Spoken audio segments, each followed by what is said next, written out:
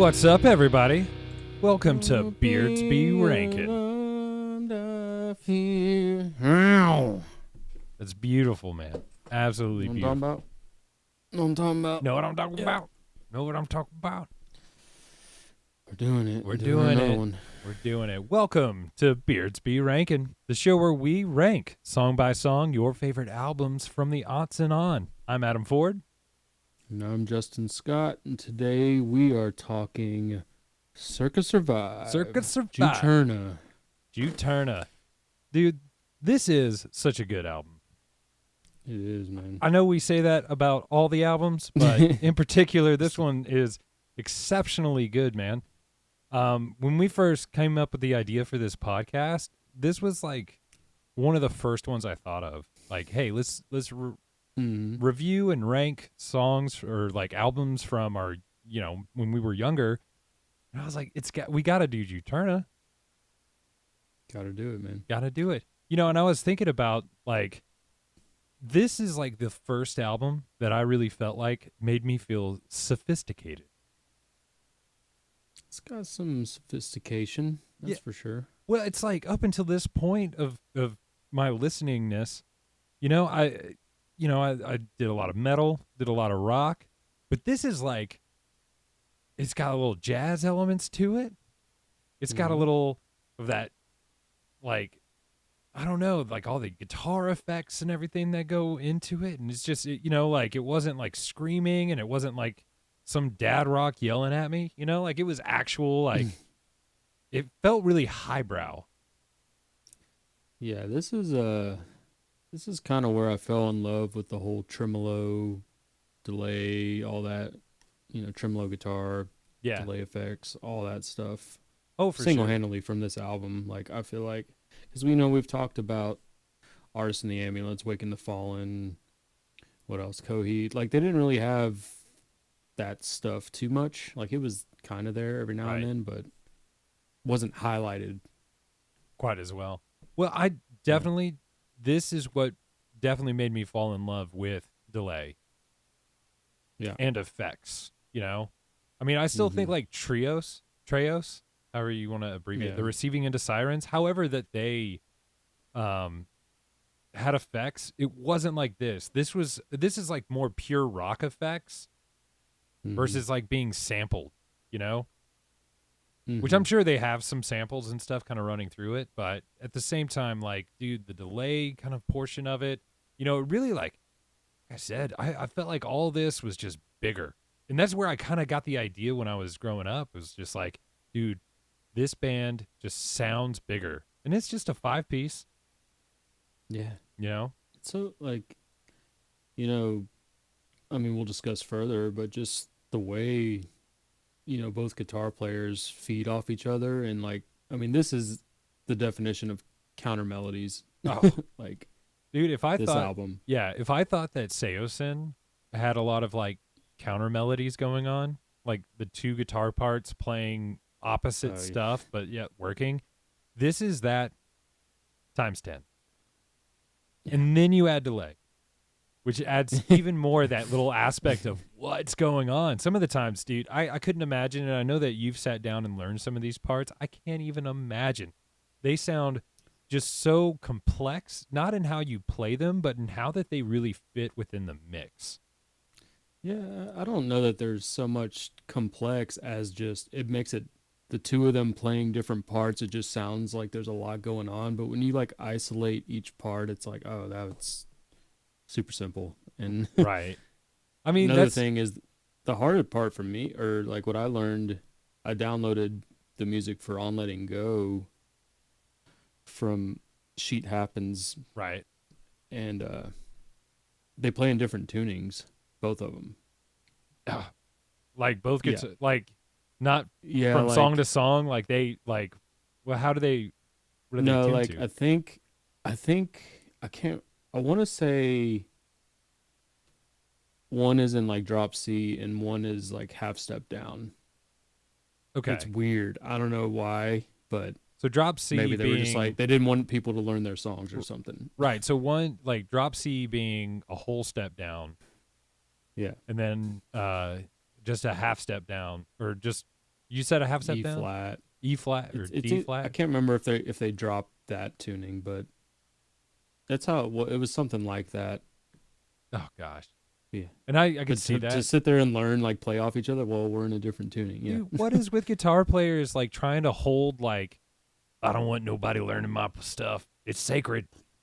Mm-hmm. You know, like I can't have a bunch of imitators out there. And of course, people will eventually find out there's some fantastic guitar players who are on it, who are trying their hardest to figure this stuff out, and they will. So, Yeah, stop. for sure. People will figure it out. Just do normal. Well, you already sold the music, so Yeah. we know it now. Yeah, We right? got you. Gotcha. Especially with like some of the apps, like your little special app that can like slow it down and change the pitch and everything. Like, Shout out Moises. right? You This can't. is not sponsored. You cannot hide. Well, Justin, love let's talk a little bit about Circa Survive. All right. Circa Yeah. Survive is an American rock band from Philadelphia, Pennsylvania, that was formed in 2004. The band led and founded by Anthony Green and consists of former members of This Day Forward. Okay. I've never heard of them, but Nope. No. Me neither. and also he formed it with Colin Frangisetto. I think I said that right. I feel really good that I nailed that because that's a fun last name, Frangisetto. Yeah. Sounds right. Yeah. So, you know, Anthony Green left Seosin Yep. and then went back to Philadelphia, which I don't know if that's where he's from. I'm not sure. Yeah, but I don't know too much about the music scene or if he was from there, but met up with Colin Frangisetto and they just started jamming. And then from that, we got this band. I mean, what a statement, as this is the first record, Yeah. Yeah. Dude, Juturna is the debut studio album by Circa Survive, and it was released on April 19th, 2005 through Equal Vision Records, right? Now, they did have like an EP before this one that actually contained really? some of the songs that ended up being on this record. I never knew that. Interesting. Yeah. I mean, probably like a little 5-song EP. Now, how can Anthony Green go from something as great as Seosin, recorded with them, said, see ya, and then I'm going to go and start an equally as influential band? That dude just oozes legacy. Yeah, I know, right? Absolutely. Double whammy. You what now? This is double whammy. Yeah. Like within, a year or two? And he creates like two trend-setting bands of like the music scene. I mean, Yeah, man. everything that man touches is gold. So Justin, Juturna, the name is a reference to the Roman goddess of fountains, wells, and springs, and was taken as the album title to symbolize a new beginning for the band members. Like I was saying earlier, Frangisetto met up with friend and vocalist Anthony Green, the then lead singer of the California rock band Seosin. Green had decided to take a short amount of time off to return to Philadelphia and hang out for a little bit. When he met with Colin and they began jamming and writing every day, with the support of Equal Vision Records, who backed them with enough to get things moving after hearing the rough demos, things began to fall into place. Guitarist Brendan Ekstrom, who had previously worked with Colin in This Day Forward, was the first addition to the band. Colin has expressed a sincere admiration for Ekstrom's work in This Day Forward, saying, I had always known that if I were to ever start another band, I would need and want him with me. Seriously, two great guitar players. Like, I don't get how that they can, like, they obviously played with each other beforehand, and, like, the way that they sync up for a lot of this album is just incredible. Yeah, man. I'm curious to hear the other band now. Yeah, This Day know that. Forward. Yeah, I'll have to check that out. Yeah, we'll have to check that out. Colin and Anthony and Brendan then found drummer Steve Clifford and bassist Nick Beard of Taken, that's their band name, Taken, to complete the lineup. The group then went on to rent a house near Philadelphia where they found the inspiration for their first EP, The Inuit Sessions, and eventually their first full-length Oh, album, this one, Juturna. I have heard of that. Never mind. Yeah, the Inuit Session. I should have said that Yeah, earlier yeah, when you were like, I've never, I didn't know they it's had coming an EP. back. I The remember the that. Inuit Session. Upon the album's release, it debuted on the Billboard 200 at number 183, which seems about right. Nerds. Nerds. Just kidding. Let me see. The album artwork, and this is one thing I did want to really talk about, was the album artwork is by Isayo. I don't know how to say that. Andrews, who is actually he does all of them. what? Yeah, Right? he's produced He does. all of them. And I was wondering, and I was questioning this. So if you want to go check him out, go to Isayo, ESAO.net, and you can see all of his wonderful artwork. Justin, have you ever checked out his art? I have not. No. Man, it is this really nice blend of like this really haunting kind of work, and then it's like hauntingly beautiful, and it's very akin to like a cartoonish Tim Burton. I mean, yeah. These albums, I could see that. With these covers. Right. And they're all really good. Like most of what I've seen is just really incredible. There she is. There she is. Making her. So I was debating this because I had read a couple different things about the album artwork, if whether or not the album came first and then Yeah. and that's what he ended up painting. Like if they came up with the album, said, "Hey, we Yeah. have this concept, make us a painting," or if it's like the opposite, where they had the album like recorded, and they were trying to get artwork for it, saw his, and they were like, "That's ours," because all the Yeah. names of the artworks for the albums are the same names for the paintings. Oh. So like Okay. the album On Letting Go, the painting is also called On Letting Go. Oh, interesting. Yeah. I So think they just named them after the paintings, all of them. I see, that's what I feel like I heard a long time ago, but after kind of like reading a little bit more, I felt like it might have been they might have just commissioned it. Mm. I don't really know. Yeah. I don't know. It makes sense either way. So definitely go and check out his artwork. It is definitely worth it if you are into this kind of like creepy, but yet like on the air of like normal, but then like with a really weird twinge and kind of overly cartoonish, and kind of like a lot of his pictures seem really animated in their way, in their own right. Just go and check it out. I want to give that dude mad rep because it is something that scratches my like visual brain like in the right way. I love that kind of artwork. That's just Oh yeah. a little bit. It's supposed to make you feel away. It's They not. do. You're not getting pictures of like fruit. Yet. We'll see if he does some fruit in the future. Yeah, maybe. I bet it'd be creepy. Yeah, man. So another thing about the inspiration of this album is that it was inspired a little bit from the novel House of Leaves, and most people probably have known the references to The Eternal Sunshine of a Spotless Mind, starring Jim Yep. Carrey in one of his few Mhm. but incredible like serious roles.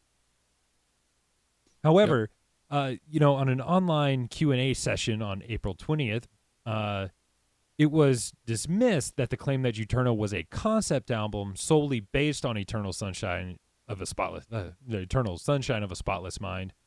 But they did say that it is an underlying concept. That concept has been speculated by fans to be vaguely about human memories.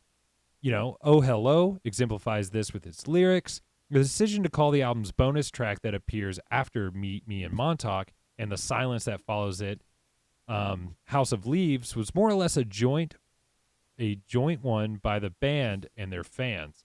Various members of the band have stated that they have read at least some portion of the book over the years since its 2000 release. All right then. So the Eternal Sunshine of a Spotless Mind, I knew that. And especially because I was a Yeah. big fan of the movie, and one of the big predominant like lines in the movie is "Meet me on top." Yeah. So I think. Yeah. by what? I think old brother-in-law told me that he was all about that movie. Yeah, it's a good movie. Again, one of those really like artsy films, you know. Yeah. But It's great. I really appreciate it. I like seeing Jim Carrey in like a serious role. You forget Yeah, man. that man can act. Oh, 1000%. Yeah. And last little bit I have on the making of Juturna. There wasn't a lot of information out there as far as like any of the Mm-hmm. studio and production. So one of the things that I thought was really cool about this is number one, the producer of it is Brian McTernan, which also did not but a few years earlier the Artist in the Ambulance album.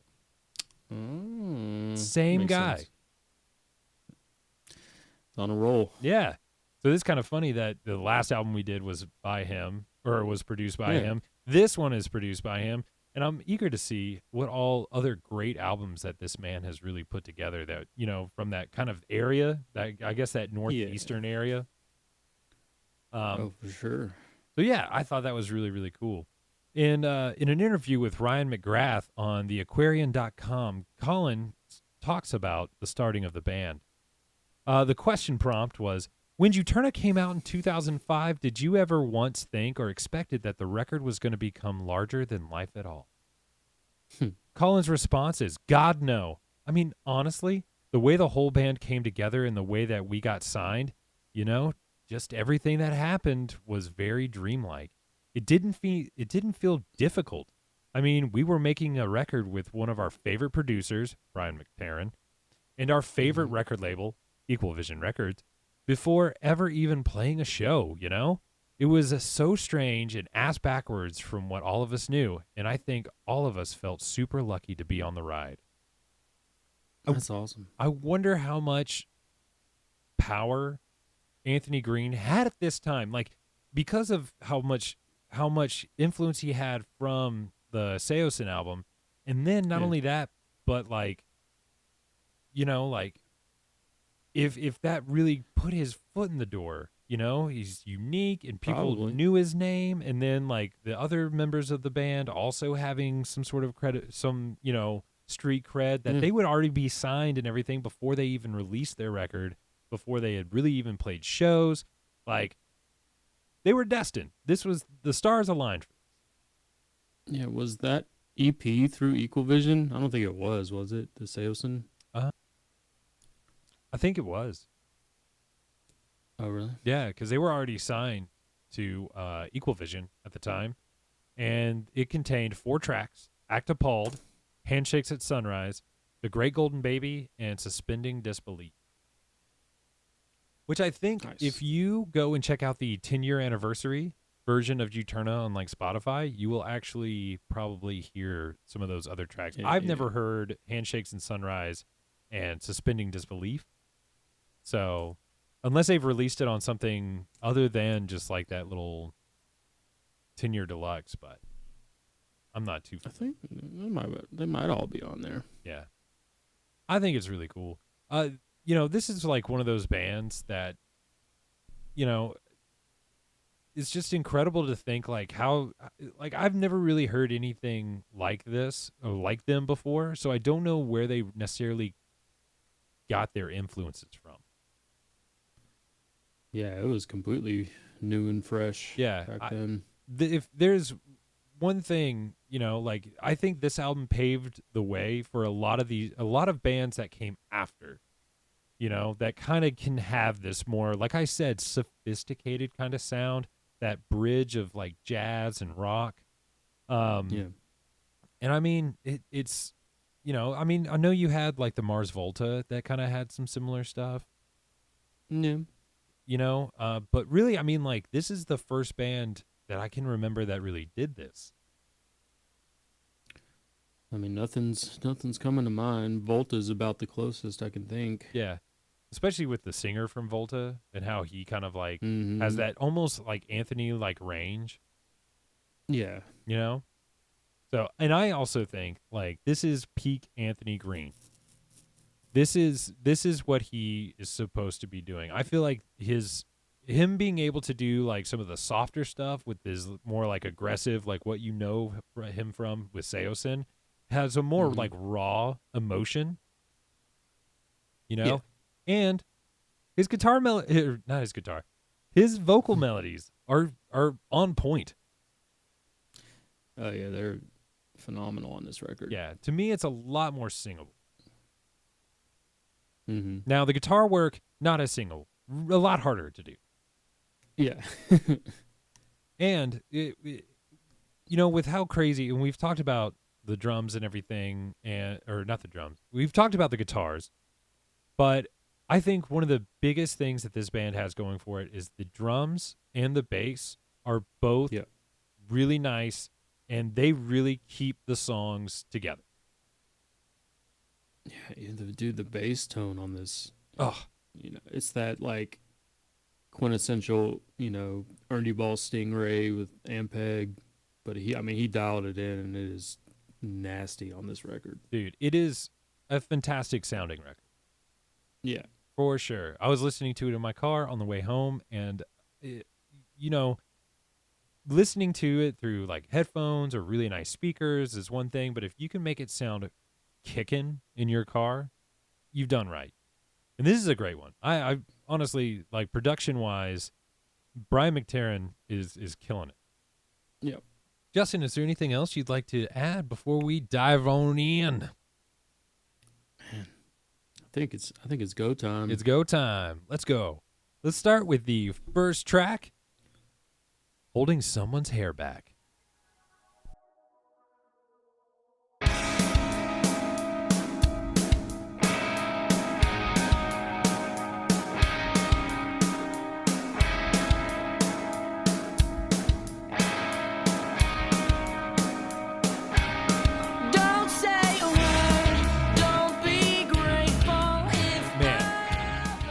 What a good introduction to this album, introduction to a song. Yeah, so great, and it right there, it establishes some of the best like parts of this band. You got some good, like, really jazzy kind of like guitar chords going on. You got that really nice, like, good thick rich drum sound, and then the bass comes in. Yeah, and it's like one thing I will always love is when bass and drums like really synchronize on parts. Mm-hmm.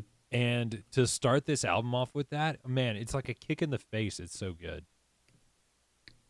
Oh yeah, man. And this is one of those, for you time signature nerds, I think it's 6/4 or something. Like, you know, one of the first times like I realized you could have like that like that beat, but it not being 4/4. Yeah. Like I didn't realize it at the time, but I didn't realize it until you just said something. Oh yeah, this isn't 4/4.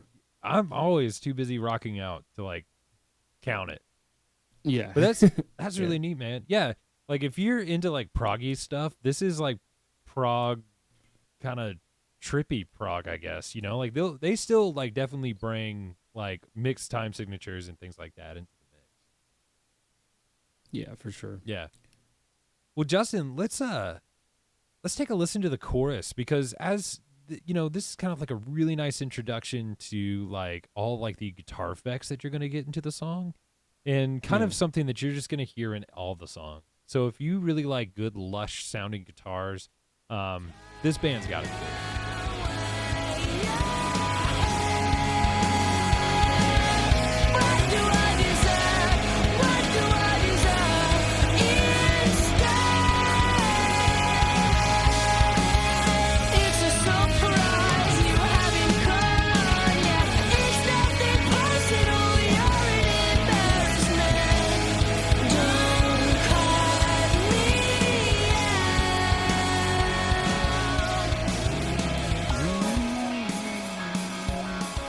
That, like, first off, you've got that really awesome tremolo guitar work that's going on with like the sliding of the guitars, and then I know it's a longer clip, but I really wanted to leave in that last little bit, which was where that kind of like computer beeps and boops come in.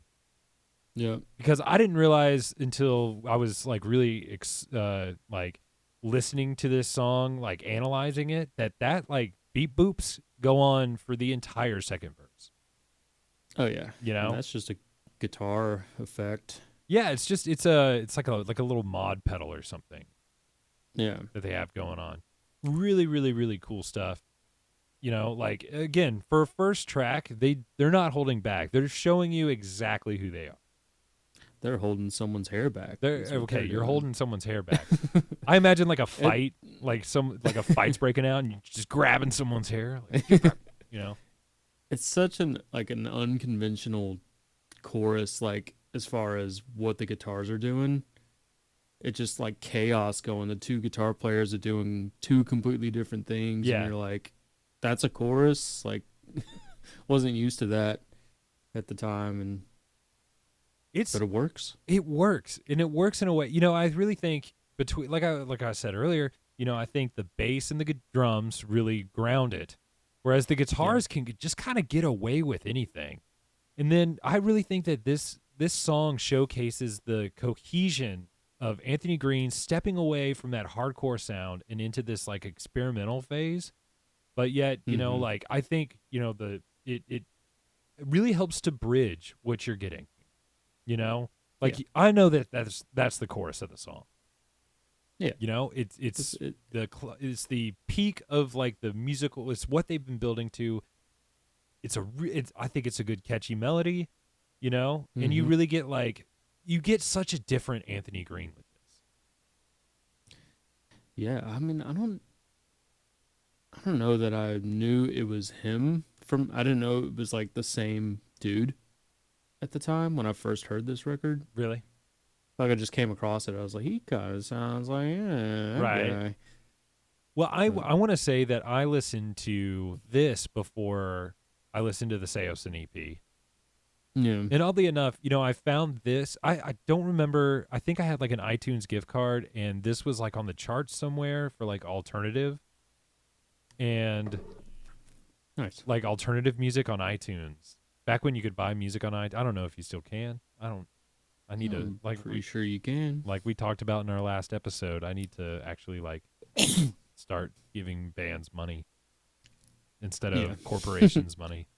But yeah, dude, like I don't know how I found him, and like I said, it was either on a chart or like it was. I like don't even remember whoever recommended me to this, but I bought this and the Doppelganger album by the Fall of Yeah. Troy at the same time.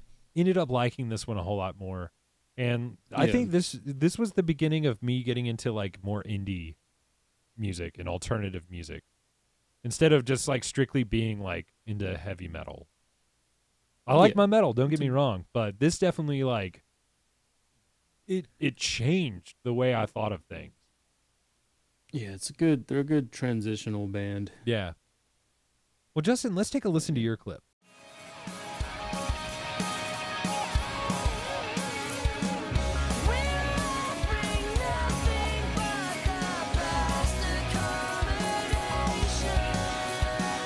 I used to think he said we're offering nothing but the master combination. Ooh.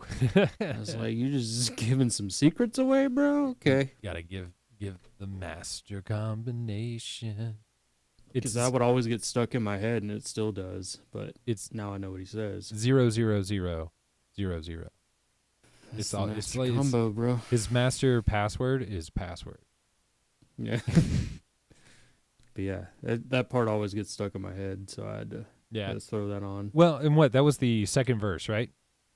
And if Mhm. you're listening close, you actually will hear those beep boops that I was talking about from the, Yeah. you know, dude, this song I think has just a little bit of everything you could ask for, because you've got the really nice driving drum sounds. You have the really cool delay, effect driven guitars. You have some great vocal work by Anthony Green, and then you know like the builds feel like they build to something. There's a great payoff when it gets to the chorus where it even kind of like does like a slower beat in the chorus, Yeah. but it doesn't feel like you're like missing anything. It doesn't feel like it just goes nowhere. Honestly, dude, I think this is a fantastic song. Oh yeah, 100%. Right on. So I have actually ranked this one as my number 3 track. Yeah, hell yeah, man. Yeah. I mean, I'm not too far behind. I you know, moved this one around quite a bit.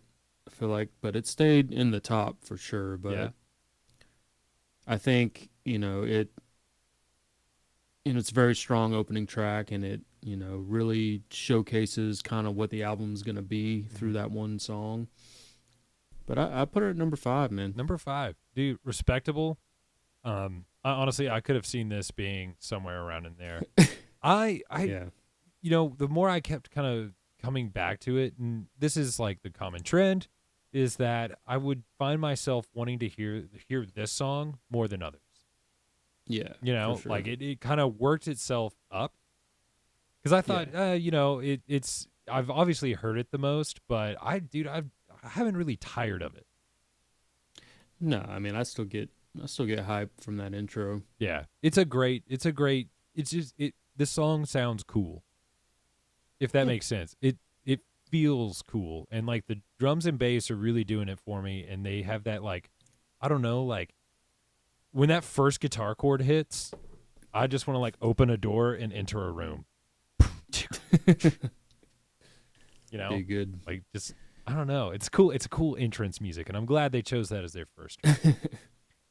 Justin, let's move on to Act Appalled. The Act Appalled. Act Appalled.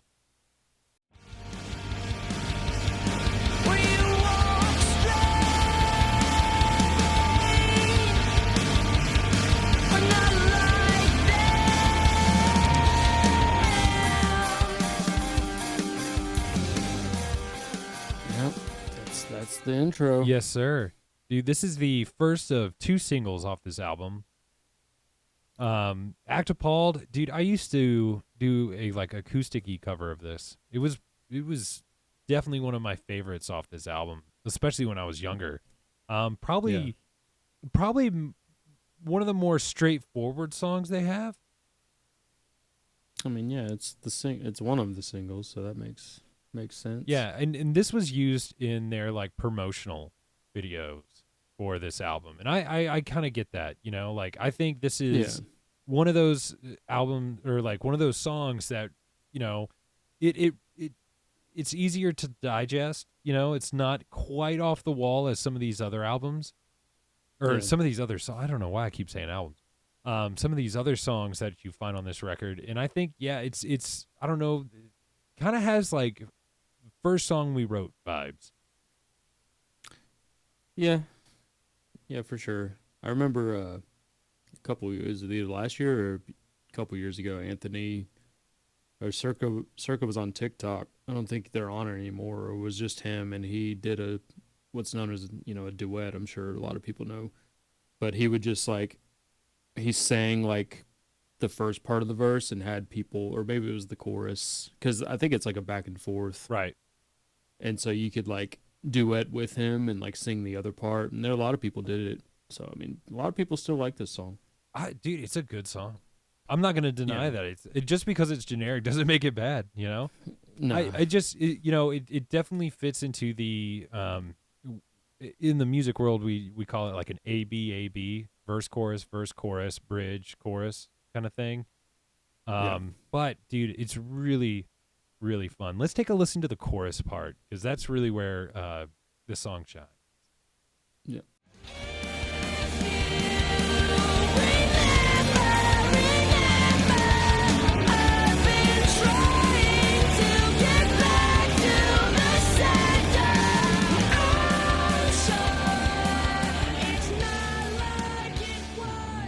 Do you think their like picking hand gets tired just doing all the time? Yeah, we're gonna tremolo every chorus. Every chorus. It's effective and it works.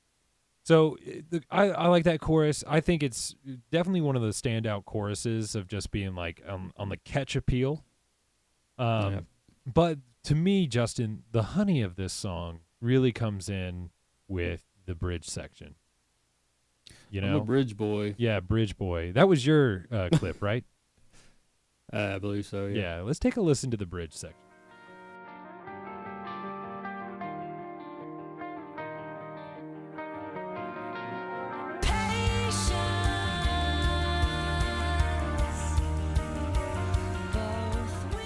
Man, so I think that's like the first real like slowdown part section that they have in this album.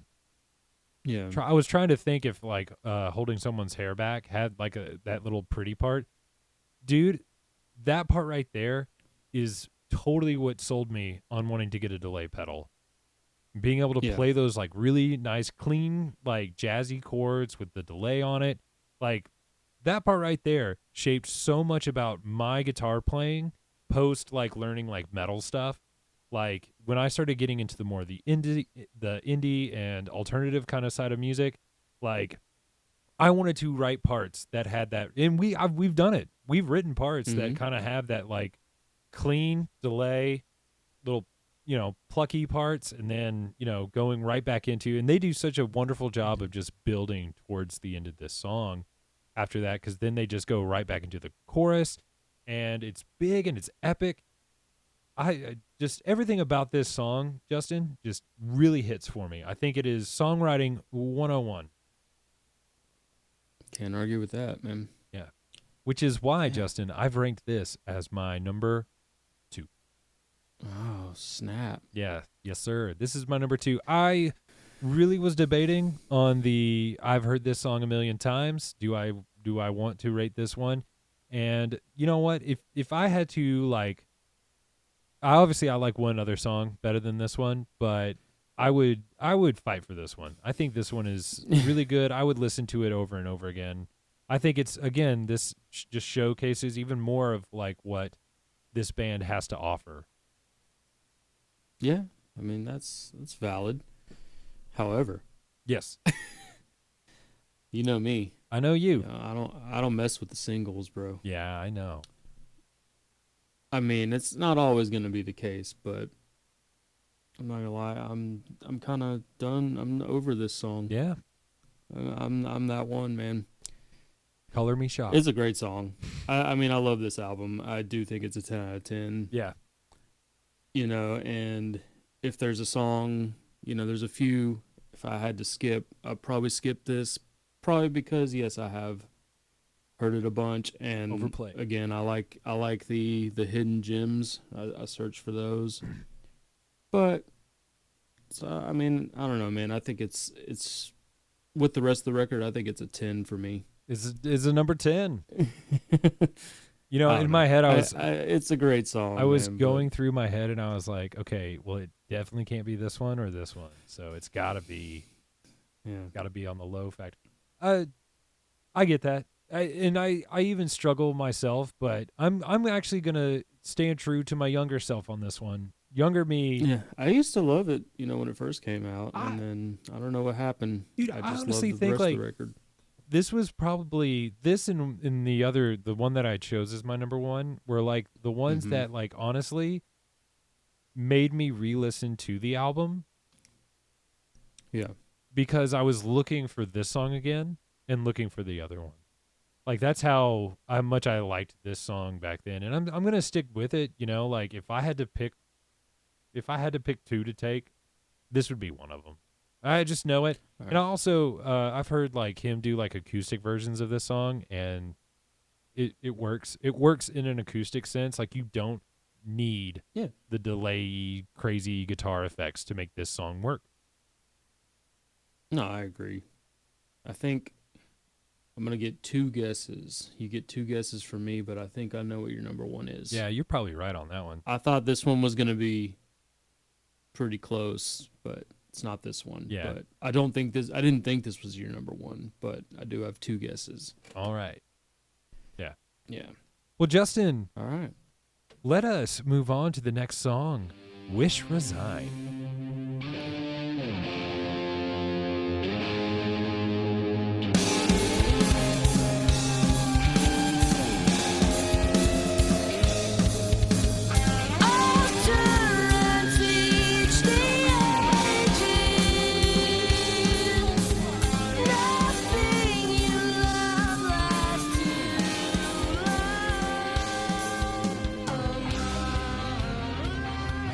really wanted to get where the guitars get kind of creepy there, Yeah. you know? But dude, this was probably the first song where I took a step back and really noticed the drums being Yeah. absolute unit, you know, Oh, or the for sure. drummer being an absolute unit, like absolutely Yeah. like stand out like drum beat.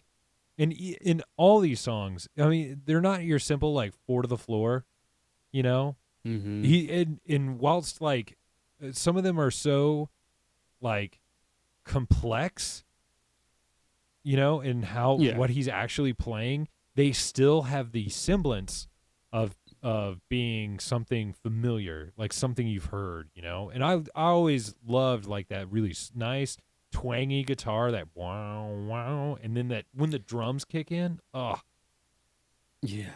And you also don't hear that very often, just like little one note, riffs like that. yeah, one string almost, right?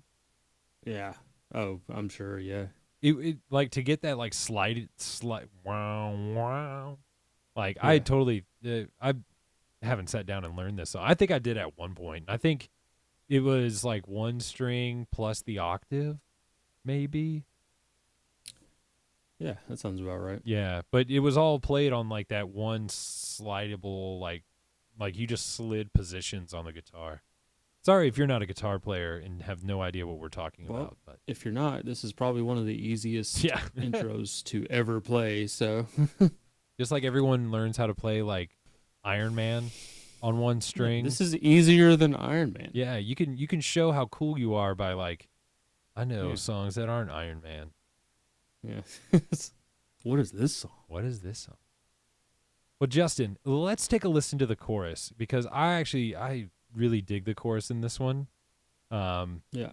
It's a little bit lighter. It doesn't like they don't build quite so much up to it, but that drum Mm-hmm. beat, they bring back that same drum beat from the intro, and then like Anthony's vocals on this are just awesome. Let's take a listen. That's why you never mention my name to them, denying us all of the moment. That's why you never mention my name to them,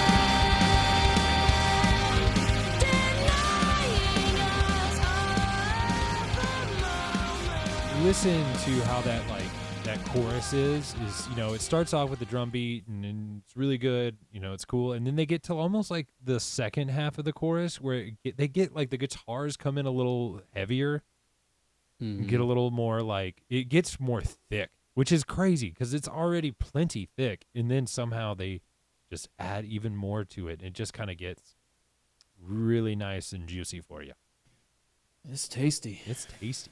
And then one of my favorite parts comes in your clip where It's the best part of the song. dude, so they back off and it is Yeah. just like this choir-esque like Anthony Green just doing some ahs, and it is It always gets stuck in my head. yeah, it's the best part of the song.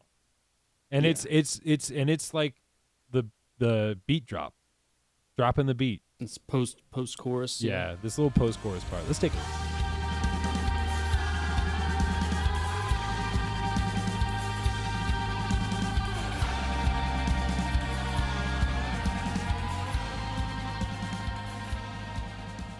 So pretty. Yeah, dude. So like you have like those really nice big thick drums, and then for that part, it is just like all those like almost It's like a- he's doing like snare rolls and then like hitting like a bunch of his like auxiliary like cymbals and Yeah. stuff. So cool. Absolutely one of Very my cool. favorite little post chorus sections. And it Yeah. to me it's defining of this song. Like when I think of this song, I think of that part and I cannot wait till they get to it every time. And I think they do it Yeah, like but twice or something. Yeah, it's twice at least, maybe three. I think it's just twice, but also like every time this song, like re-listening, because it's been a while since I've listened to this album. It's like I always forget what part that song or what song that part's in. Yeah. And I was like, oh yeah, it's fine. And it's early in the record. It's early in the record. I never But, forget. yeah. This was definitely one of my favorite ones when I was younger. Yeah. It was if this was me 19 years ago when I first heard this would have been maybe my number one. Yeah. Unfortunately, thanks to the passage of time, Justin, this only ranks at my number 7. Okay. Yeah. As I've gotten older, I've just enjoyed some of the other songs a little bit more. So, and that's the only reason it's number 7. I think this is still like in my heart, it's in the top half, but on paper, it's in the bottom. It's It's in the bottom half, but you would think that part alone should be enough, you know? dude, I mean, it's a great part, and dude, all around, great song. I love listening to it. It's one of the tracks that I honestly am always looking forward to re-listening to. I just have some like there's just a bunch more that I also really like listening to, almost a bit more than that one. So, yep, it's my number 7. Cool, man. Like we're pretty close on this one. Okay. I kept it in the middle. You know, that again, saying that part alone just gives me chills, and I'm like, I keep coming back to that song, but I actually put it at number 6. Number 6. Very valid. So, Very good choice. Yeah, dude, yeah, this is definitely one of the more like creepier songs of the album. Kind of gives me like again Elfman-y vibes, Danny Elfman vibes. You know, I think that chorus part's really good. It's really catchy. The post-chorus part is just like a breath of fresh air and all this chaos, and it's still chaotic in its own right. It's a great song. Yep. No doubt. Now we, you know, like I this is one of those albums where it's going to be really hard for me to be like, this one sucks. Much like I'm going to say about this one.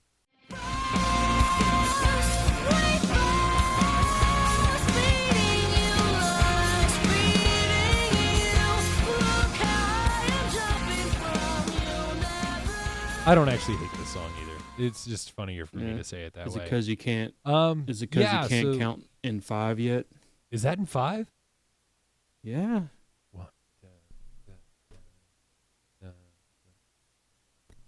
Justin, Nailed it. dude, you gotta warn him, dude, before you start bringing out some heat like that. Oh snap! I didn't realize it was in 5, dude. I just don't count. At a point when it's just it's just so out there and stuff. I'm like, I'm here for the ride, baby. Honestly, after this song, I don't think there's really any like super odd time signatures. Sure. Like there's like 3, 4, and 4, 4, and that's about it. Don't forget 6/8. 6, you know what I'm talking about? That's the best time signature there is. Yeah. Anywho, Yeah. so dude, That's an intro. yeah, the glorious nosebleed, man. So first off, I feel pretty confident this song's about doing some stuff before going out on stage. Like, I mean, he does mention the stuff in a song. yeah, he does. But I think this is like one of the first like chill tracks of the album. And I only say that mostly because like the verses really kind of slow down. Yeah, it's a big change. It is a big from the change. intro. Because you have all these like really rock songs, like rock, like in your face, big drums, and then they get to like the verse section, and it just kind of really takes a nice big slowdown. But that intro, Yeah. I'm pretty sure, is also the same as the chorus part, Yeah. pretty much. You know, Yeah, they just open with the chorus, yeah. yeah. So Justin, let's take a listen to the bridge section of this song. Was that your clip? Part of it. Part of Yeah, it? I think so. I grabbed the bridge as well. So let's see if our bridges bridge together. I do the bass tone. This is where it like really gets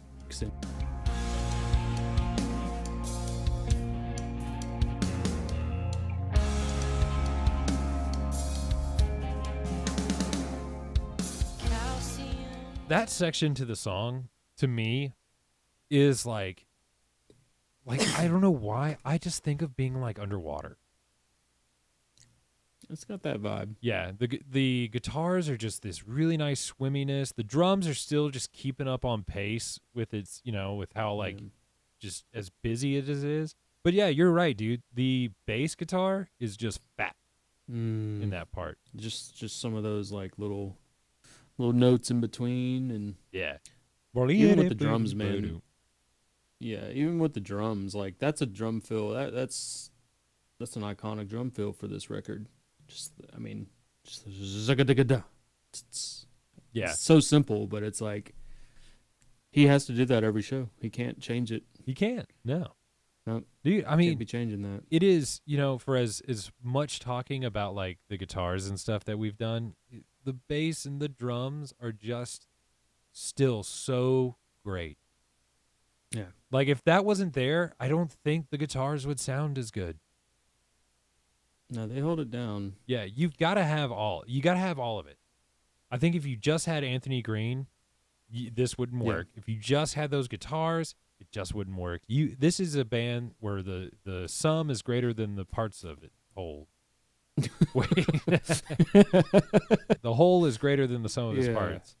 Like all of it together is good, but you got to have it all together. We got there. We got there. It took me a second.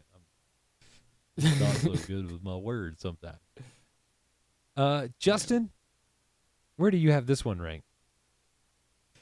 Man, I used to love this song, man. I'd wait for it. Like, just get me to this song. I don't know why. I love that intro. Yeah. That bridge is great. Soft verses are super pretty and nice, and over time, man, it just keeps moving down. Yeah. Like I am just like I'm okay. I'm okay with not having to hear this song today. Yeah. It's number 9, man. Dude, let's go. We tied it. We tied it. That was my number 9 as well. Yeah. I don't know, man. I'm with you. I'm with you. I know that's not like telling you like so super much, but it's okay. I find myself kind of getting bored a little bit through it. It's almost like it chills out too much. Yeah, but I think back in the day, I was like, we get it, man. You can sing high. Yeah, you can sing like high. When you're in the chorus, he's just like going higher and higher. We're like, okay, cool. Which is, I mean, he sounds great, but yeah. I think like the one part of the song that I always am waiting for is that right before I think it's like the second chorus or the third chorus comes in, is that guitar break where it's like, jam, four. Oh, yeah. You know what I'm talking about? That part's really cool. It's neat. It's nifty, but I don't know if it really makes this song higher up. It's not going to save you. It's No. not going to save you. Not going to save you. Force feeding you lies. Well, cool. Justin, we synced up. That is both of our number 9s. You ready to take a look at the next song in the album? Oh, yeah. Yeah. In Fear and Faith.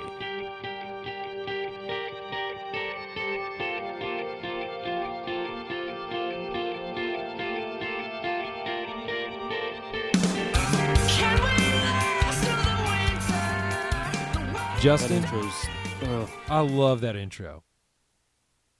It's so simple, so effective. It is straight up a movie scene in my brain. Yeah. This song, more than a lot of the others, this song paints a picture in my brain. Mm-hmm. You got that extremely beautiful like chord progression of the guitars, the delay effect, Yeah. And then when it all just kicks in, even Anthony's voice coming in, will we last through the winter? So good. Oh, man. And it's perfect. Like, the fact that this song, and he's talking about, like, winter and cold stuff, and the water's already frozen. And then, like, it sounds cold. Yeah. How do you do that, Justin? It's a cold song. You made me feel a temperature, It's got, it's also, what's the term? Poetic, I guess, because, like, there's some lyrics in this where it's just like he is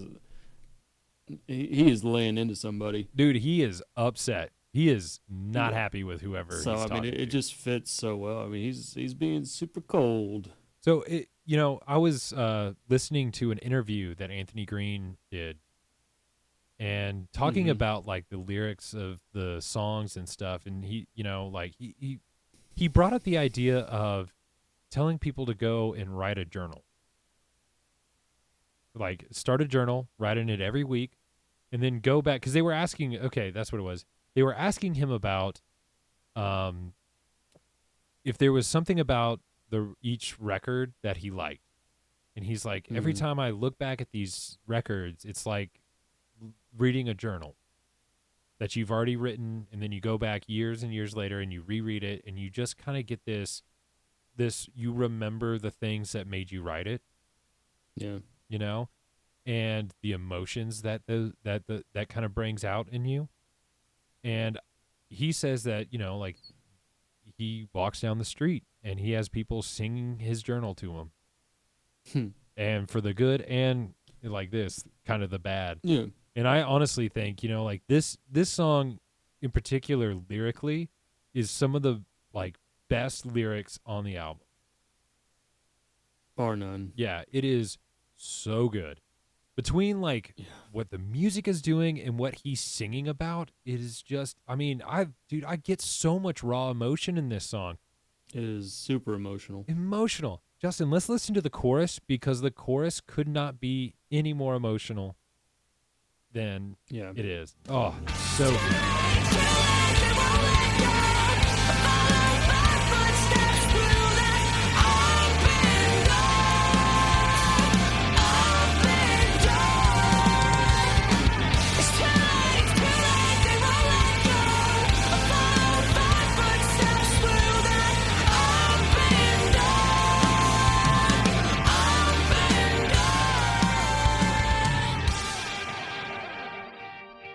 Oh, and what happened? You guessed it. More tremolo. Yeah, more tremolo, and it just works. It's so over the Yeah. top, emotional, and just like it feels like the band synchronized on how pissed off they are at whoever Anthony's singing about. Yeah. And it's so juicy and good in that way. Like the drum beat is so cool, and I know you mostly hear it in like the verses. Yeah. Your verse isn't a clip, is it? Wait, Yeah, I the think verse is mine's my clip is a verse. Your Yes. your clip is a verse, dude. One of my favorite bass lines in this album is what the bass plays during the verse because it is almost playful and moving, but like there's a lot of like gap in it.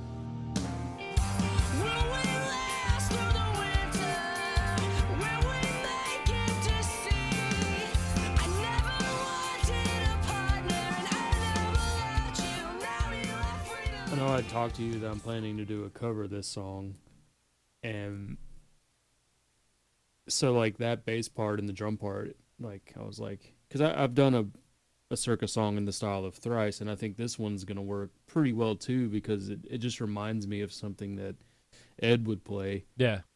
with Riley, like that type of bass line. So I'm excited. Yeah, I mean something very similar to that. but Right. It sounds like Thrice could cover this song. Absolutely. I think that could definitely happen. Yeah, so Dude, there's no bad in this song. I agree. I can't put a single thing down about this song. It is so good. The atmosphere is good. Lyrics, biting, bitter, good. Yeah. Drums good. Bass good. Guitars, So fantastic.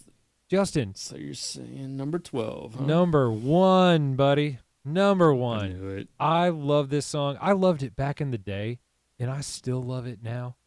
And it makes me happy every time I hear it, Justin. I knew it. I called it. Yeah, you can call me basic, and that is fine. And I will wear it like a badge, loud and proud. I love this song. Don't forget your pumpkin spice, bro. Delicious. Well, I agree.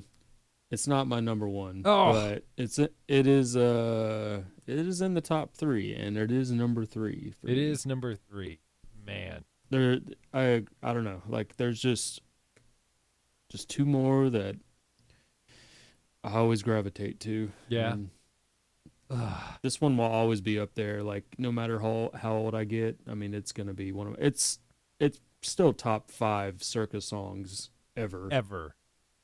So Yeah. I listened to this album, so I have an excuse to hear this song more. But it's everything I want out of Circa. And even like in their like On Letting Go, their next album, you know, like they have some great songs on that. It's not this. I think this is just my favorite Circa Survive song. this one reminds me of like The Greatest Lie. Like to me, that song is this song for that record. Yeah. I don't know. We'll get to that one. I don't quite think any Circa Survive song beats out this one. I think this is the atypical, the archetype of like if I had to show someone what Circa Survive is about, this is it. In fact, the rest of the podcast is just going to be about this song. We could just end it, and I don't even get a choice. So that's fine. All right. It's up there for sure. It's up there. I'll give you that. Yeah. Justin, you ready to move on to the next song? Mm-hmm. The Great Golden Baby.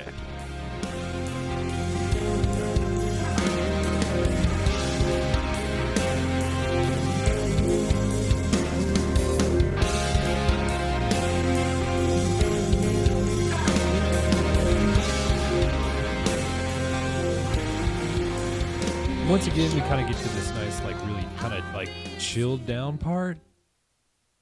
But this, to me, is kind of like where the album dips a little bit. Really? Yeah. I mean, I think this whole, like, beginning part is just nice. I mean, it's like a good chill. And then the verses come in, and it is just like, dude, my brain leaves, like, my head. You know, like I always just kind of like lose like attention when I get to this part. It's unfortunate. Yeah. I don't know. I love it, man. You love it? I mean, I mean, obviously, In Fear and Faith is also a slower song too. Like, I mean, with some pizzazz. I mean, there's way more pizzazz. It does. Yeah. Is there? I'm not so sure. But I don't know. I love the intro either way, and we'll get to the chorus. Chorus is one of my favorites. Chorus is good. Yeah, the chorus is. I do agree that it does. You know, it's very slow in the verse. Right. It's slow in the verse, but the chorus, I mean, does kick. It really does kick. Let's take a listen.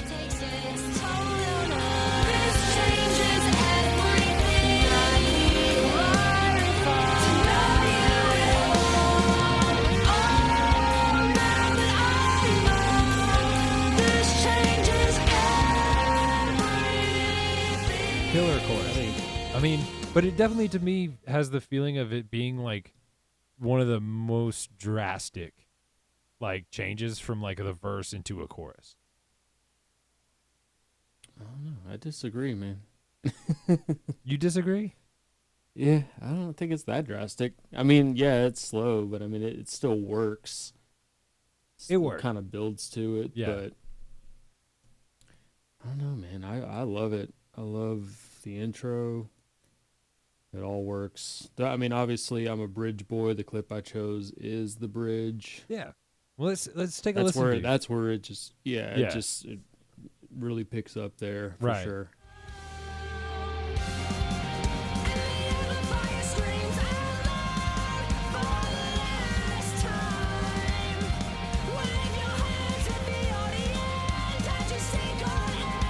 Yeah, it does a little building up, for sure. Some nice drum tasties. Yeah, going on. Good little snare play going on with it. Yeah, man. Yeah, I don't know. I don't know what it is about this song that just kind of like I said, I just kind of like it.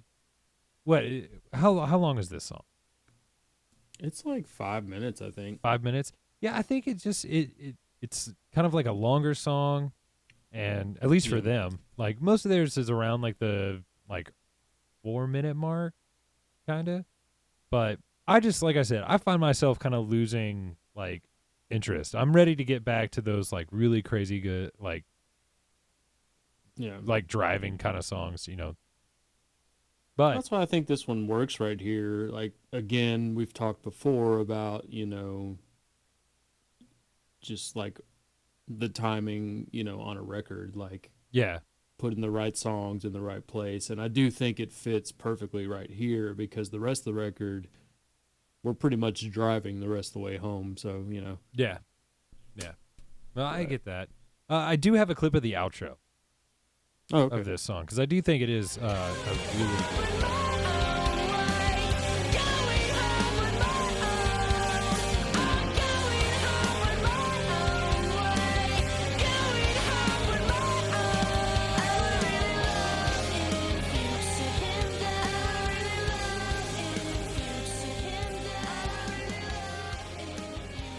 Yeah, dude, I think this whole song is like a build to that. Yeah. I wish it didn't take 5 minutes to get there. Patience. No pun intended. Well, dude, Yeah. I could definitely see where you're coming from. Where I think that you're right, like albums need to have this like up and down with it. Yeah.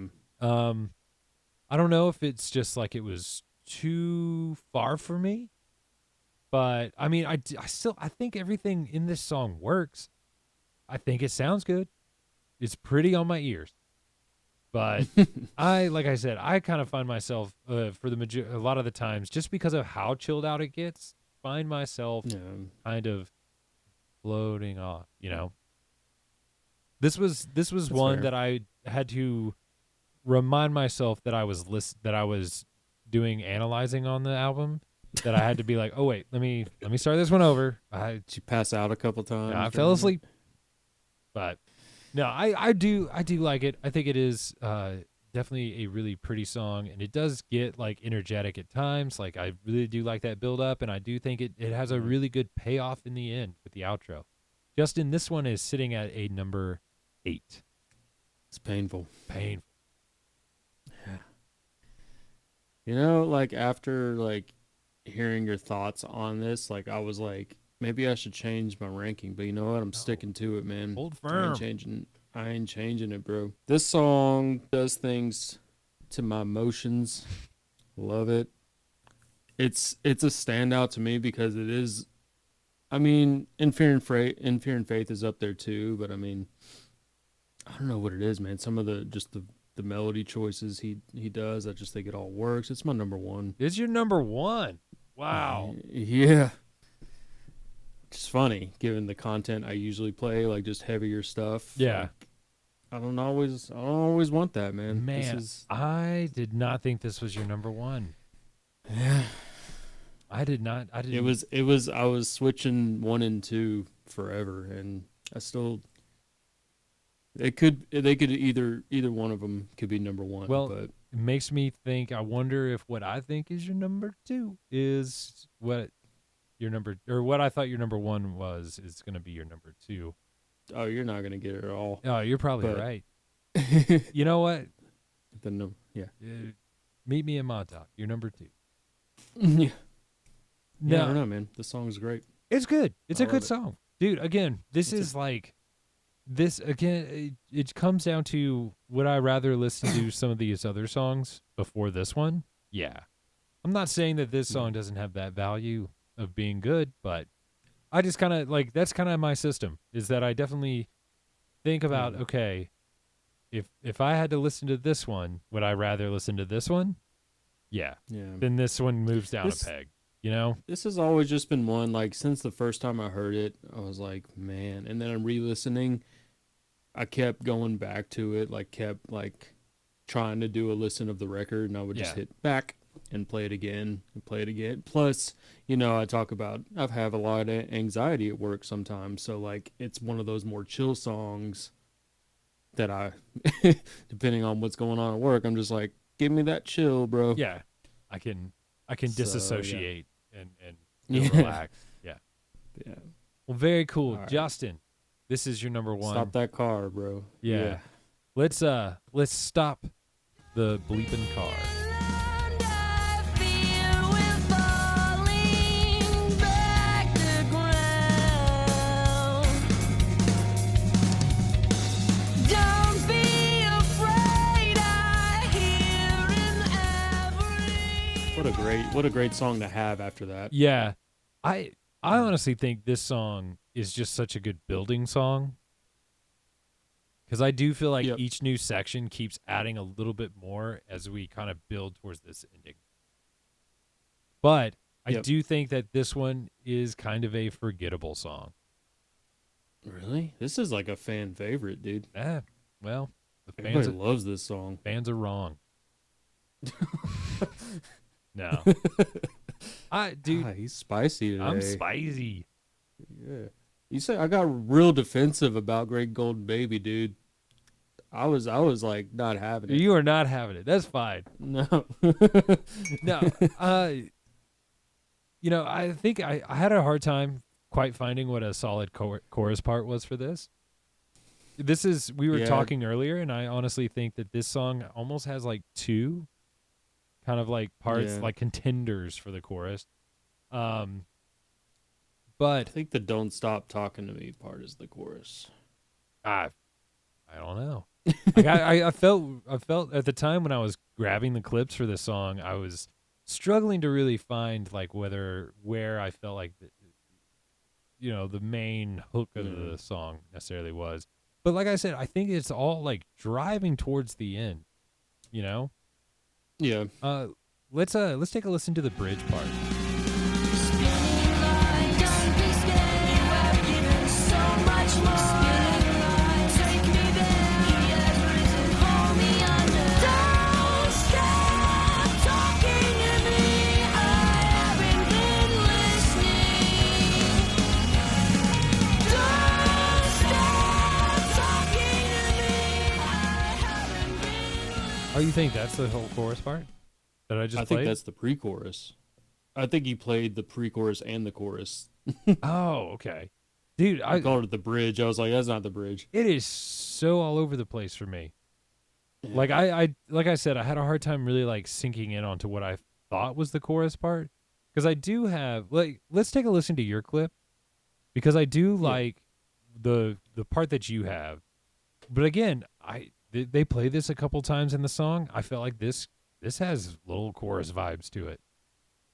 Prog music, dude. Come on. Call me gently, cut me out. Call me I would say that's like a post-chorus. You think that's like a post-chorus? I would think. I mean, who knows? Yeah. Really, you know. Semantics. All semantics, you know? It's not, we all just kind of make up what we feel as we go. Dude, Yeah, I would say this is probably the most proggy song. yes. Yep. Yeah, out of the record. I'll give you that. It's got so many different parts. This is definitely where I feel like where a lot of the other songs kind of feel really flowy from one part to the next. I feel like this song is that collection of parts kind of song, Yeah. if that makes sense. Like to where like they work together and they make a cohesive thing, but it's kind of like a Picasso painting in a sense, where like that cohesion is only there because you step back from it a little bit and give it that meaning, if that makes sense. Like Sure. this definitely, for me, I had a hard time really always wrapping my head around this song, and I've heard this song quite a few times. Mm-hmm. I do have last little thing for us to listen to is the outro to the song. All right. All right, let's take a listen. Actually, I think it's the same as your clip. Yeah, they repeat that part, And then it goes into So, the. yeah, it's the same Yeah. thing. I like this song. It's not my favorite. Justin, this sits at a number 10. Stop the car. It's a number 10. It's a number 10. Well, this song, I've always had a, special place in my heart for this one. It's probably one of the first ones I tried to learn, honestly. Just Really? because of that. I always thought it was really fun. It's really easy. This is actually number 4, man. Number 4. Come on, number 4. Yeah. Dude, fan favorite for a reason. I'm It's just a good time live. Yeah, I could definitely seeing it be a good time, you know. Yeah. Number 10, number 4. Number 10, number 4. Justin, are you ready to move on to We're All Deep?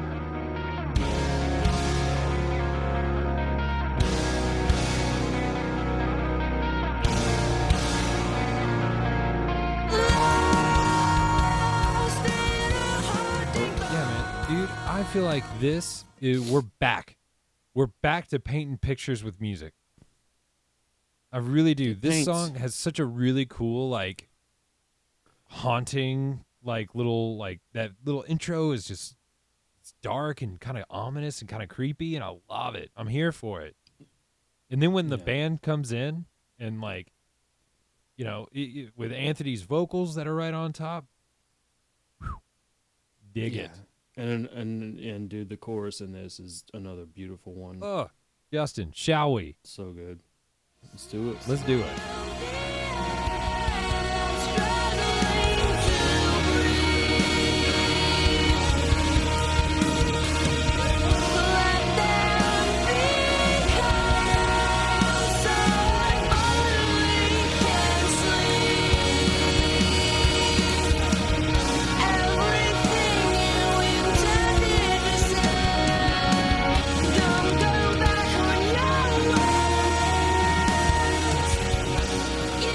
Sorry, another long one, but They got long dude, courses. I mean, they have these really like long, drawn out melodic phrases, but dude, I mean, that first like, the smoke fills the air and I'm struggling to breathe. And again, Feel I hate that to say it, struggle. man. I like a 6/8 song just hits me. You know, Great Golden Baby, man. Is it 6/8? yeah, Doesn't hit you. doesn't hit me. Not as much as this. I'm not letting that go, man. Yeah, I'm sorry. It's all good. Dude, this chorus is fantastic. This to me is ballady in the ways that I want it to be ballady. You know, even the guitar, like the high, like that's almost like the effect it has almost has like a I don't even know what you'd call it. Like it's like being pushed to the point of it breaking a little bit. Yeah. You know, like with the the distortion, but it's so good. Yeah. Absolutely good. Yeah, and what's the other guitar player doing? Which counter is this for tremolo? I mean, Yeah. I love it. It's so good. It is so good. And then we get I just like, dude, they hardly ever, they like never do chords in the choruses. Like it's always just the bass holding down the progression you're doing, and they're just doing whatever, and it works. yeah, and it like- works. Yeah. Dude, and then you get to like this ethereal bridge that just builds towards this like final chorus that is just Yeah. a magical depressive cherry on top of this song. Let's take a listen to the bridge. I've been erased from the picture.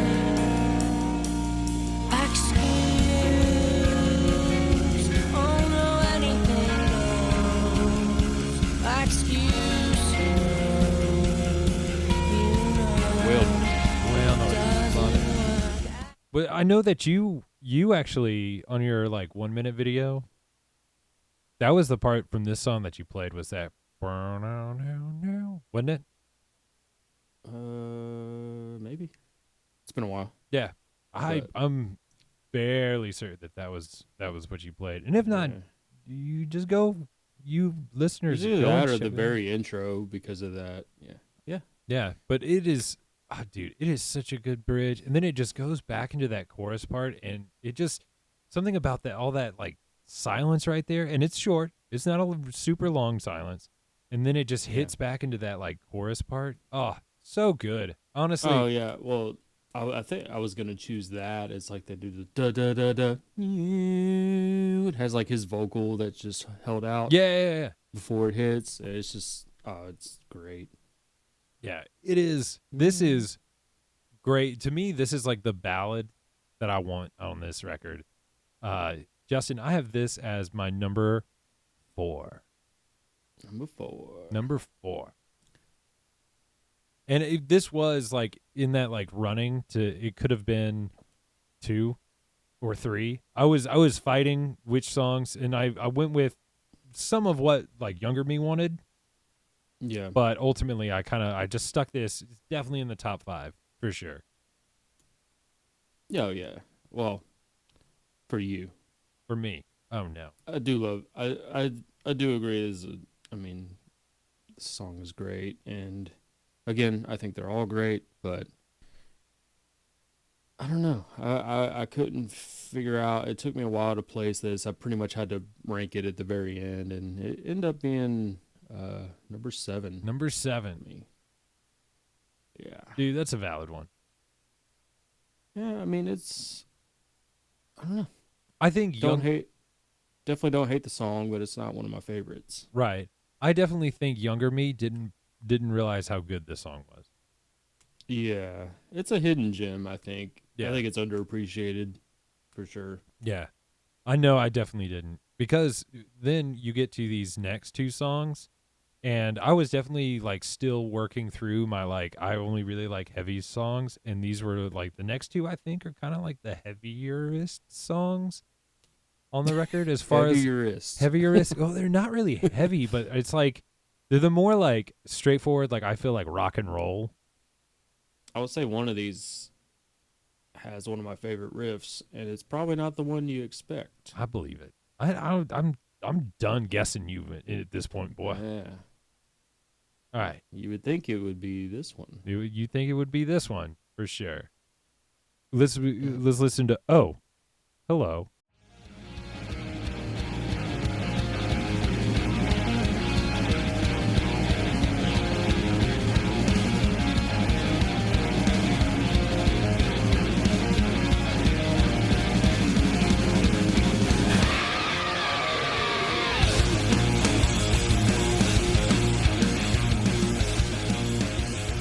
Justin, I got a question for you. Yeah. Do I know you? Mystery Man? Yeah. Dude, this is rocking. I will say, if best riffs on the record, for sure, like top 5. That one, that I mean, not even just when they're playing it in unison, but even just in the intro when one of them's doing it and Yeah. the other one's doing like another counter over top of it, dude. Dude, it's Easy. I mean, this could be top 3. Yeah. If I make a video, it's going up there. It is. So, like I said, I think this is like a kind of a standout song, kind of like a pivot. You wouldn't think that they would have something that like, because what it's just like, it just sounds so classic rocky for like the main riff, Yeah. but it's still done in their own particular style. You know? It works so well, and this is a short song. I think this is only like 2.5, 3 minutes. Yeah. Maybe. To the point. Is And that- and Yeah. it's, to me, I really like the lyrics on this song. Even though it's like a shorter song, I feel like this one really points straight to the eternal sunshine of a spotless mind. Like, do I know you, Mystery Man? Like losing memories and stuff. But, Yeah. dude, and I do think that this is one of their hookierest songs. You got the words today, dude. man. I'm just Heavierist. heavierist, Hookierist. hookierist. You know, like, like when it gets to that, like, all I want is Jesus. Like, dude, he's just nailing it for me. Let's listen to that chorus. I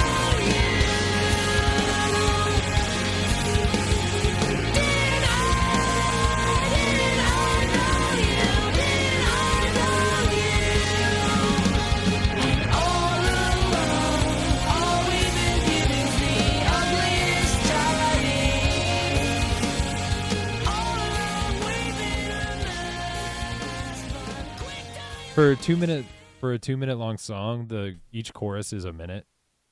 Yeah. Like they're really Pretty long. much. But dude, I stupid love that. Stupid love that. Solid. Yeah, Justin, I think Yeah. this is a great little rock tune. Where does it sit for you? I agree. I don't know, like as much as I like the riffs, bro. You know what I'm saying? Yeah. It just fell into number 8 for me, man. I don't know. Number 8. I don't find myself going to this song. I get If that. I'm looking for a song on the record, it's not this one typically. But when it comes on, I'm like, oh yeah. Oh yeah. That Is kind of how I feel as well. Like Yeah. I forget this one's there, and when it comes on, it's a party. Oh yeah. But that's why this one sits at number 6 for me. Shucks. Number 6. I do think it's like it's not the most memorable song on the record. But in a weird way, like when I hear it, I'm like instantly I know every part to the song. Yeah. Like Well, for yeah. it being we've like heard- forgettable, it's memorable. Which makes no sense. I understand. Yeah. I mean, we've heard these songs for 20 years. Yeah. Very cool. And then Justin, following that one, you get yet another kind of like really rockin' tune in Always Getting What You Want.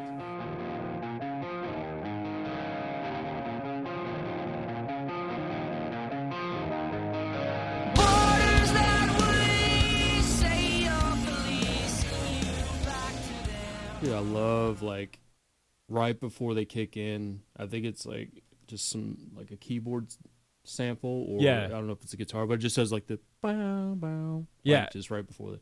It's got to Real be simple, a just keyboard. like I think it's a keyboard. Yeah, they, I don't they think did it's a tour guitar. with a keyboard player for a while. yeah, just the.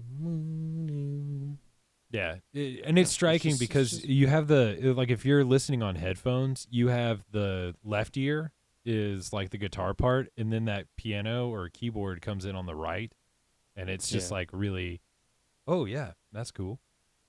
The guitar part is so good. Yeah, what a good like simple riff, Mm-hmm. but like it works, and like you wouldn't think because you get so just hit in the face on this album with like that tremolo guitar and like all these Yeah. effects, and then to just have like something really like basic.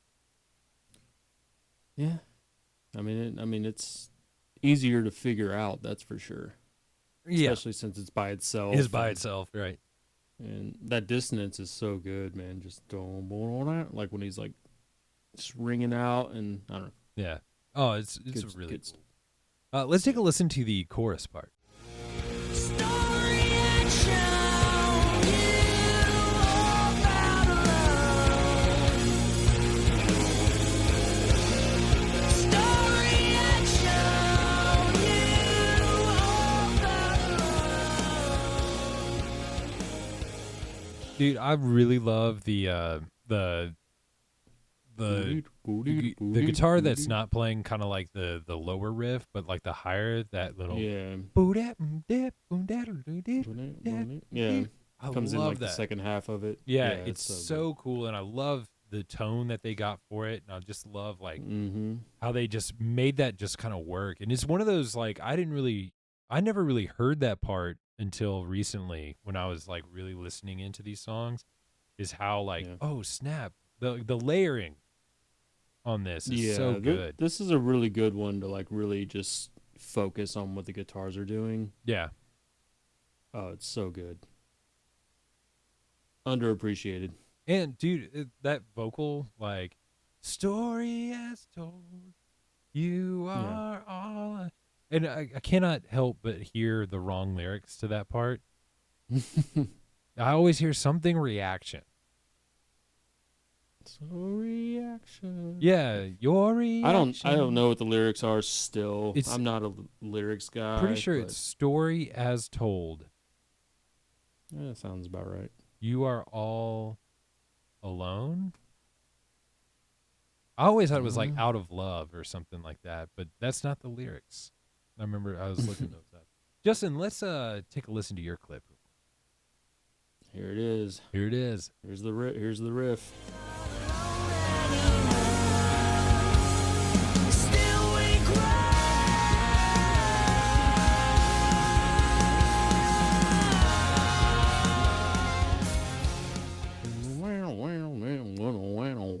And the way that they make that work, like, again, if you're listening on headphones, you can hear like the two different guitars in either ear is like together it just blends so well, but like by itself is just so like random. Yeah, I don't I know. love it. I thoroughly enjoy this song. I think it's super duper cool. I mean, this is the one. I'll go ahead and say it. This is what I usually want to get to. Yeah.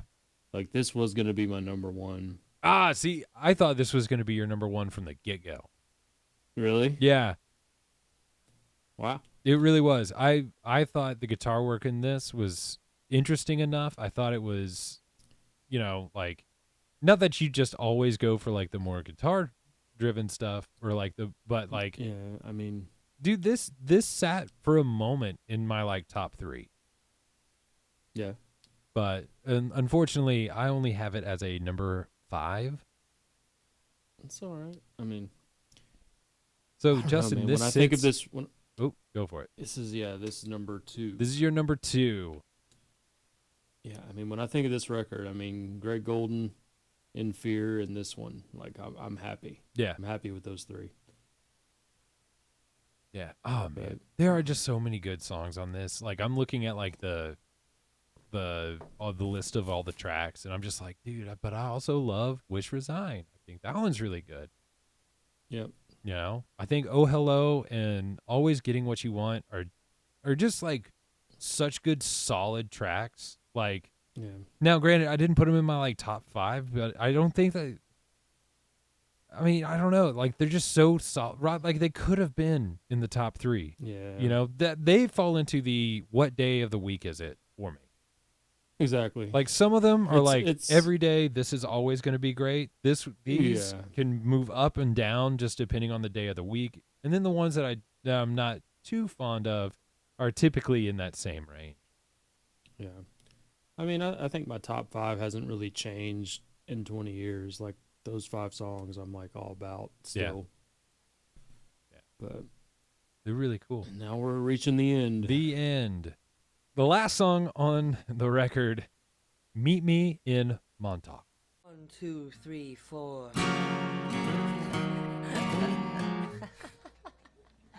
Leave just as you came. Nothing to ruffle your I will say, man, I feel like that melody right in the beginning, I've sang more than any other song on the record. Like, I've just hummed it to myself. Yeah. Just, So there is, I think, a decent tune in there. yeah. And I don't know if this was like a track that they were in works of and then didn't quite flesh it out as a full band, or if this was just Anthony like messing around on a guitar and they decided to record it and they were like, this would be really cool if we did, because this is like just a really cool like showcasing of production, like Yeah. doing like, okay, we're gonna have like this part, we're gonna like lo-fi your voice for a bit and put a lot of reverb on it, and then this part it's gonna be like really up in your face. I don't think as a song it's bad. Like if you No, I mean, took all the random, like they just had like a button that they would press and just go through the settings on like a filter pedal and they just did that, and just was like, what's next? What's the next sound? Like if you get rid of that, I don't think it's like a bad tune. no, it's, again, like this melody, I mean, the initial melody from the verse just always sticks out to me. I'm just always like, Yeah. I mean, it's just always there. And I feel like they've probably done something to it live, like made it something more, I'm sure they have. you know? Yeah. But especially if they did like reunion tours on it or something. But Yeah, or when the 10-year came out, like in 2015. that's what I mean, yeah. Yeah. Yeah, anniversary tours. Next rather. But year will be the 20th. I'm sure they'll do, well, we'll see. I mean, Yeah. they haven't really been doing too much recently. Well, who knows? Yeah. But yeah, I mean, so to me, this is the final song. Sorry. Cat counter number 6. Yeah. I agree with you. This threw me off so much when House of Leaves. House of Leaves comes on. By the way, so Meet Me in Montauk is, I guess, my least favorite song. Same. Yeah, it's number 11. Yeah. And Well, I mean, House of Leaves is my least favorite if that's included, but yeah, I agree. Definitely Montauk is number 11. House of Leaves would be number 12 because that's how that works. But so I definitely, I don't think there's, just to finish up a final point, I don't think there's a bad song in Meet Me in Montauk. I think it's just how they decided to end the album. They were just like, let's just give them a little like something. they were probably just a little tipsy and just went in and they're all laughing, like dropping things. Like, I mean, yeah, I think it's just like a fun little acoustic thing, Yeah. and I appreciate it. that's all I can really say about it. I don't think it's like I don't think it's bad, but it's definitely not like it's definitely not as like put together, and like for some reason I still listen to it. Like when it comes on, I still kind of like give it like it's short, but whatever. Short and sweet. And then last, we have the bonus track of House of Leaves. The end of the album has a hidden track. So this threw me off a lot when Kitty Cat. In 2005, after the album's release, members of the online message board, Circa board, inquired about the song's name. Guitarist Brendan Ekstrom responded, Paranoid Flu, or House of Leaves, or I completely forget what we called it. So I thought that was pretty interesting. Yeah. I forgot this was even on the record because I did have the digital download. And back in the day, I guess the digital downloads, they left hidden tracks as a hidden track. They didn't like separate it. Like on Spotify, when you go and listen to it, it is still like it's its own track. So I guess they officially released or officially named it that. This song is all right. Yeah, it sounds like a jam session. This one actually has some Volta elements to it. There's like one section, I think it's the one I got, but yeah. It's just there. It's there. Go and check it out if you're really interested and you're into like kind of jammy parts. Like towards the end of the song, they do get like, I know exactly which part you're talking about because there's like, it almost sounds like they're doing guitar solos and I mean, it's got some good merit to it. I know we've ranked bonus tracks in the past. This one is probably the most feeling of being a bonus track of the bonus tracks we've done. Like this definitely doesn't fit the flow of the rest of the record. And not really. No. I think ending on Meet Me in Montauk is just a perfect ending. Yeah. To what like as weak as it may not be like the best song on the record, but it feels final. To me it is. For sure. I think I can't remember. I mean, I did have physical copy of Juturna, but I don't think House of Leaves was on it. I can't remember. I just don't remember that. It would have been in the hidden track. Here's the thing. You get to the end of Meet Me in Montauk and your CD's over. I'm done. Yeah. So you move on. Whereas like if you were like me and you fell asleep to it after 8 minutes and 50 something seconds. I mean, cuz I don't think I had a CD player that told me how much was left of the track. Oh, I I didn't. I think if I saw it in my iTunes, it would be like Yeah, this there you song go. is 10 minutes long, and you're like, why? Yeah. But I think like Yeah. what I was getting at was like I can't tell you how many times I fell asleep listening to this record, and then to be stirred awake when this song kicks in, because it's just 8 minutes of silence, and then bam. Yeah. So, but definitely go check it out. It's again, it would be my least favorite. I just don't know if it really fits the vibe. But if it's your jam, go for it. It's totally it's worth listening to. More Yeah. more Circa is good Circa. Agreed. And Justin, once again, we did it.